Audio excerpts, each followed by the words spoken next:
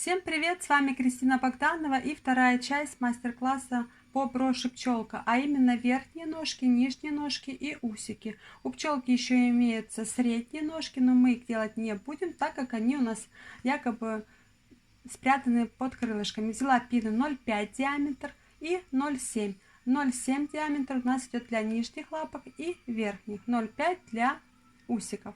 Нанизываем на пин, который у нас в диаметре 0,7, бусины маленькие, бисер, какие вам нравятся цвета, стеклярус я взяла 3 мм и делаю форму. Аккуратно форму делаем, примеряем. Отлично. Смотрите, какой рядок у нас из бусин. Одна у меня бусинка, бисер и стеклярус. Срезаю пин где-то сантиметра 2. У меня пин длиной 6 сантиметров. И делаю петельку. Смотрите, чуть отступила. Дальше я как бы пальчиком подтягиваю, поворачиваю пин, и получается петелька. И еще одна петелька. 2 петелечки. С верхними лапками мы поступаем так же, только здесь я срезаю больше пина, ну сантиметра 2,5. У меня пины длиной, повторюсь еще раз, 6 сантиметров. Вы же срезаете столько, сколько вам нужно. Здесь у меня петельки располагаются ближе друг к другу. Вот такие ножки у нас получились. Усики. Усики у нас диаметр 0,5. Я нанизала бисеринки, самый маленький размер 15. Срезаю лишний пин, оставляю только для петельки. И круглогубцами сделала вот такую петелечку. Беру ниточки с иголкой и будем пришивать. Лучше пришивать нитками, чем мононитью. Прикладываем и начинаем пришивать с первой нашей петелечки. Пришивать будем по кругу маленькими стежками. Вот таким вот образом пришиваем прям по кругу. Вторую петельку тоже пришиваем.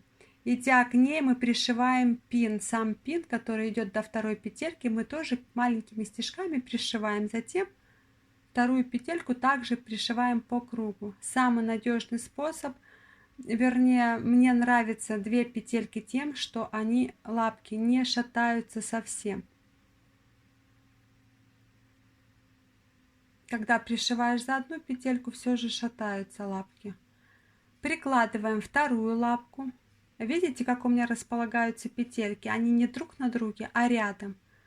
То есть, если что, вы можете плоскогубцами просто повернуть петельки, либо пин, так, чтобы они не налегали петельки друг на друга, а были рядом как-то. Ну, то есть не друг на друге. Сменить форму, поменять, вернее, повернуть.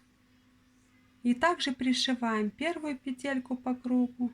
Обязательно смотрим, чтобы были они у нас ровные, чтобы не получилось, что у нас одна лапка длиннее, другая короче. Пришиваем по кругу и пин.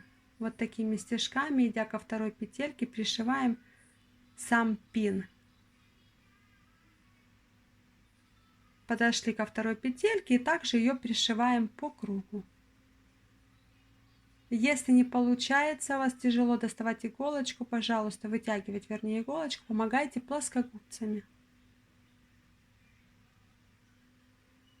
Готово. Нижние, вернее, лапки у нас готовы. Верхние ножки мы пришиваем точно так же. Прикладываем, пришиваем первую петельку по кругу. Вторую лапку или ножку, да, мы пришиваем точно так же.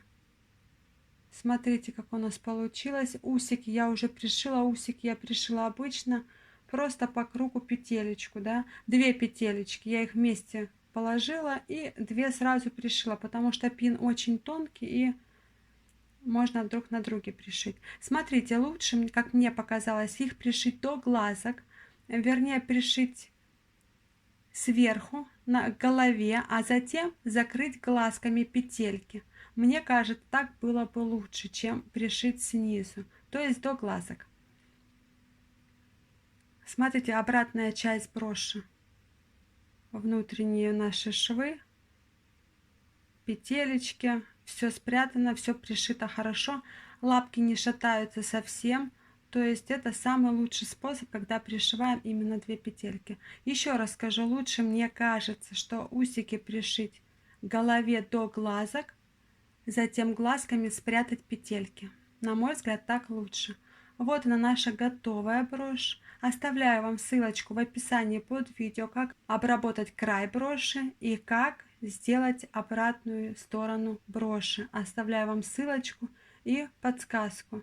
А также оставляю ссылочку в описании под видео на шаблон. Шаблон пчелка, можете им воспользоваться. Вам огромное спасибо, что были со мной. Всего доброго, до новых встреч!